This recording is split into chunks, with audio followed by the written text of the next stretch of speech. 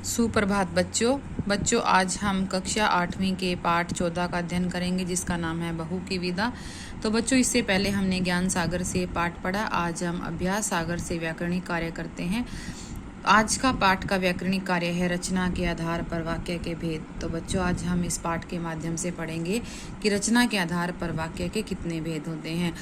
तो रचना के आधार पर वाक्य के 3 भेद होते हैं, सरल वाक्य, संयुक्त वाक्य और मिश्रित वाक्य। तो आज हम सबसे पहले सरल वाक्य के बारे में समझते हैं कि सरल वाक्य क्या होता है। सरल वाक्य में एक या अधिक कर्ता हो सकते हैं परंतु क्रिया एक ही होती है। सरल वाक्यों में एक उद्देश्य एक ही विधेय होता है। जिसके बारे में कहा गया वह उद्देश्य होता है, जो कहा जाता है विधेय। तो बच्चों ये एक सरल वाक्य जो है सिंपल सेंटेंस होता है जिसमें एक ही क्रिया होती है, अर्थात काम एक ही होता है, कर्ता एक या एक से अधिक भी हो सकते हैं। संयुक्त वाक्य किसे कहते हैं? संयुक्त वाक्य जब 2 या 2 से अधिक वाक्य आपस में मिल जाते हैं और उनके बीच में योजक शब्द लगते हैं, जैसे और, किंतु, परंतु, लेकिन। इस प्रकार वो वाक्य संयुक्त वाक्य बनते हैं। और मिश्रित वाक्य में एक से अधिक सरल वाक्य होते हैं जिसमें एक वाक्य प्रधान होता है और बाकी दूसरा वाक्य उस पर आश्रित होता है। और आश्रित वाक्य जो है वो की, जो, जिसे, यदि से आरंभ होते हैं। तो इन वाक्यों को आज हम उदाहरण के माध्यम से समझेंगे। तो पहला वाक्य है सरल वाक्य। अब हमने एक एक उदाहरण देना है सरल वाक्य का। सरल वाक्य जैसे हमने जाना था कि इसमें एक ही क्रिया होती है, जैसे बच्चे खेल रहे हैं, गीता पढ़ रही है। तो इस वाक्य में एक ही क्रिया है, तो ये सरल वाक्य है। इसके बाद है संयुक्त क्रिया। तो हमने पढ़ा था संयुक्त क्रिया में एक से ज्यादा सरल वाक्य होते हैं परंतु उसमें योजक चिन्ह लगाकर वाक्य जुड़ जाता है। वसंत आया और चारों ओर फूल खिल गए। अब इसमें वसंत आया और लगकर ये वाक्य योजक शब्द से जुड़ गया, तो यहाँ पर संयुक्त वाक्य बन गया।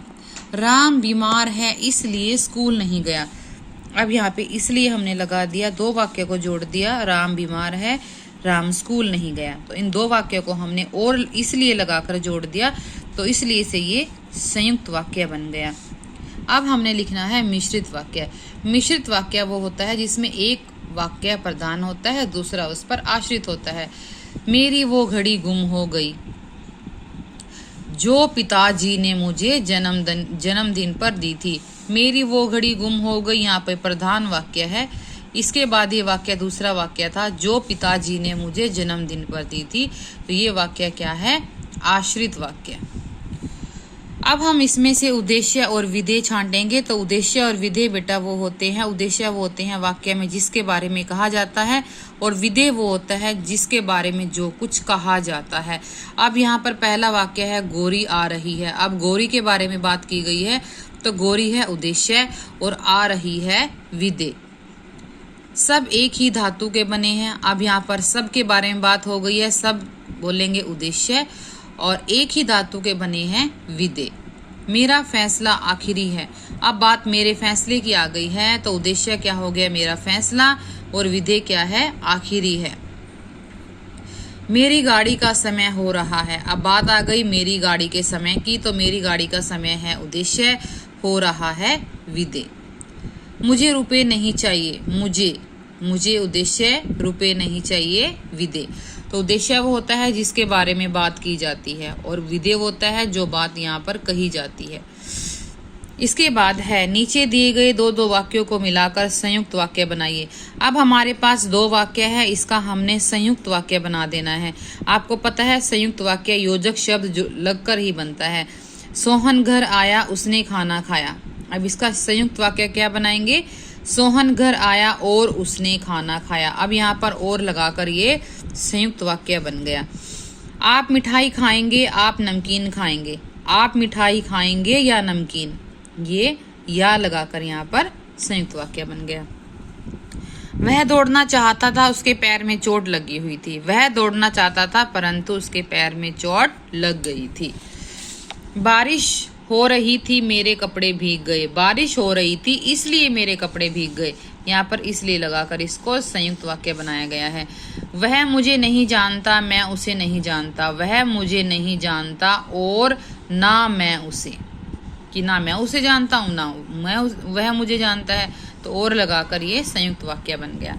अब है नीचे दिए गए संयुक्त वाक्यों में से योजक शब्द हटाकर उसको स्वतंत्र वाक्य, सरल वाक्य बनाना है। अब हमारे पास ये वाक्य है, इसमें से हमने योजक शब्द हटा देना है और 2 सरल वाक्य बना देना है। ये योजक शब्द जो है इसको हमने हटा देना है। उसने बहुत परिश्रम किया, वह कक्षा में प्रथम आया। 2 वाक्य अब ये बन गए। सुबह हो गई थी, अब ये और हमने हटा दिया है। चिड़िया चहचहा रही थी। वह गाना चाहता था किंतु हमने हटा दिया। दूसरा है उसका गला खराब था। डॉक्टर ने रोगी को देखा और दवाई दी। डॉक्टर ने रोगी को देखा। दूसरा था उसने रोगी को दवाई दी। रात अंधेरी थी, चारों ओर सन्नाटा छाया हुआ था। इसमें भी 2 सरल वाक्य बन गए और हमने योजक शब्दों को हटा दिया।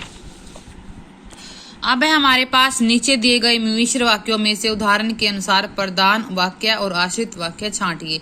अब हमने मिश्रित वाक्य में क्या पढ़ा था कि इसमें एक प्रधान वाक्य होता है और दूसरा आश्रित वाक्य होता है। तो अब हमें पता लगाना है कि प्रधान वाक्य कौन सा है और आश्रित वाक्य कौन सा है। माँ को पता चला कि यह फिल्म का गाना है। अब मैं आपको बता दूं कि माँ को पता चला, ये है आपका प्रधान वाक्य। जो वाक्य की से या जो से शुरू होता है वो होता है आश्रित वाक्य। अब माँ को पता चला प्रधान वाक्य, कि यह फिल्म का गाना है, ये है आश्रित वाक्य क्योंकि ये की से शुरू हो गया है। वह साइकिल खो गई, मेरी वह साइकिल खो गई, मेरी वह साइकिल खो गई प्रधान वाक्य। जो, ये जो से शुरू हो गया, जो आप लाए थे आश्रित उपवाक्य। तय हुआ प्रधान वाक्य और की से शुरू हो गया, ये है आश्रित वाक्य। मास्टर जी नाराज हो गए क्योंकि बच्चे शोर मचा रहे थे। मास्टर जी नाराज हो गए और ये हो गया यहाँ पर आश्रित वाक्य। नीना की नानी का देहांत हो गया, ये है प्रधान वाक्य और ये है आश्रित वाक्य। वह फ्रॉक सुंदर थी, प्रधान, जिस पर सितारे लगे थे, आश्रित वाक्य। नीचे दिए गए वाक्य को पढ़कर उसे सामने सरल संयुक्त मिश्रित वाक्य लिखिए। अब हमने छांटने हैं कि कौन सा सरल वाक्य है, कौन सा संयुक्त है, कौन सा मिश्रित है। पिताजी की अच्छी खासी नौकरी थी, सरल वाक्य। राकेश ने कहा कि, अब देखो ये की से शुरू हो रहा है तो ये मिश्रित वाक्य है। मुझे पुस्तकें पढ़ने की चाट लग गई, सरल वाक्य। ये सिंपल है, इसमें एक ही क्रिया है। जब तुम पढ़ रहे थे तब वह खेल रहा था, जब तुम पढ़ रहे थे तब, ये है मिश्रित वाक्य क्योंकि एक वाक्य दूसरे पर आश्रित है। रेहाना मुंबई घूमना चाहती थी किंतु, अब यहाँ पर किंतु योजक शब्द लग गया तो यह है संयुक्त वाक्य। सपना ने एक डरावना सपना देखा, सरल वाक्य। सभी बच्चे चाहते हैं कि, मिश्रित। पुनीता ने फिल्म देखी और सो गई, योजक लगा हुआ है, संयुक्त वाक्य है। शशि की वह पुस्तक फट गई, जो लगा हुआ है, मिश्रित है क्योंकि ये आश्रित उपवाक्य है आगे। माता जी ने शोभा को डांटा क्योंकि, संयुक्त वाक्य। अब यहाँ पर योजक शब्द लगा हुआ है। नीचे दिए वाक्य को निर्देश अनुसार बदल कर लिखिए। अब इसको वाक्य को सरल वाक्य बनाना है हमने। मुझे परीक्षा देनी है इसलिए लखनऊ जा रही हूँ। मैं परीक्षा देने के लिए लखनऊ जा रही हूँ, ये आपका बन गया सरल वाक्य क्योंकि हमने एक ही क्रिया इसमें दिखानी है। मैंने एक बहुत बीमार आदमी देखा, अब इसको हमने मिश्र वाक्य बनाना है। मैंने एक आदमी देखा जो बहुत बीमार था। रवि अच्छा खिलाड़ी होते हुए भी पढ़ने में तेज है, इसको हमने संयुक्त वाक्य बनाना है, योजक शब्द लगाना है। रवि अच्छा खिलाड़ी है फिर भी पढ़ने में तेज है, अब फिर भी हमने योजक शब्द लगाकर इसको संयुक्त वाक्य बना दिया। सफेद गाय घास चर रही थी, अब इसको मिश्रित वाक्य में बनाना है। जो गाय सफेद थी वह घास चर रही थी। बच्चों ने खीर खाई और सो गए, बच्चे खीर खाकर सो गए, ये सरल वाक्य बनाना था। अब इसमें निपात शब्द लगाने हैं। रमेश डैश फल खाता है, मैंने आपको बताया था कि भी, मात्र, तो, ही, ये सब निपात शब्द होते हैं जो वाक्य पर जो बल डालते हैं। रमेश भी फल खाता है, हमारे मुंबई जाने में मात्र 3 दिन रह गए हैं। मुझे भी अपने दोस्त के साथ जाना है, वह तो दिन रात पढ़ता है। दादी ने आते ही मुझे गले लगा लिया। अब यहाँ पर है अलंकार आपने बताने हैं। सबसे पहला है रघुपति राघव राजाराम, तो यहाँ पर र की वर्ण की आवृत्ति हुई है तो ये है अनुप्रास अलंकार। शशि मुख पर घूंघट डाल ले, ये रूपक अलंकार है। शशि रूपी मुख आ गया है तो ये रूपक अलंकार है। लघु तरणी हसीनी सी, यहाँ पर सासी सी का प्रयोग हुआ तो ये उपमा अलंकार है। ज्यों, अब ज्यों से पहचान हो रही है, ये उत्प्रेक्षा अलंकार है। कोष्टक में दिए गए शब्द के सामने समान अर्थ वाले शब्द से वाक्य पूरा कीजिए। अब यहाँ पर है बर्दाश्त, अन्याय को बर्दाश्त नहीं करना चाहिए। अब बर्दाश्त का समान अर्थ क्या होता है? सहन करना। अवसर, मौका। खिलाफ, विरुद्ध। जवाब का समानार्थी है उत्तर। अब आपके सामने है विशेषण और विशेष्य का उचित मिलान करना है। हंसमुख, प्रमोद, अधिक, दहेज, बड़ा, कमरा, लाचार, गोरी, गहरा, घाव। नाम को अब है आगे आपने मुहावरे दे रखे हैं, उसका अर्थ स्पष्ट करके वाक्य में प्रयोग करना है और ऐसा वाक्य बनाना है जिसका अर्थ स्पष्ट हो जाए, क्योंकि इसमें अर्थ अलग से नहीं देना। नाम को धब्बा लगना, अब बेइज्जती होना होता है नाम को धब्बा लग जाना। बच्चे ने जब चोरी की तो उसके पिता के नाम को धब्बा लग गया। घाव हरा होना, अब घाव हरा होना क्या है? दुख फिर से याद आना, दुख ताजा हो जाना। अपने गुम हुए बेटे की फोटो देखकर माता पिता के घाव हरे हो गए, दोबारा से उनको याद आ गई, उनका दुख प्रकट हुआ। नाक वाला होना, नाक वाला होना होता है जो आदमी अपने आप को इज्जत वाला समझता है। वह गरीबों के पास नहीं बैठता क्योंकि वह नाक वाला बनता है। वो व्यक्ति ज्यादा रहता है कि मेरी तो ज्यादा इज्जत है, इसलिए वो गरीबों के पास नहीं बैठता। दंग रह जाना होता है हैरान रह जाना। बच्चे की कलाकारी को देखकर दर्शक दंग रह गए।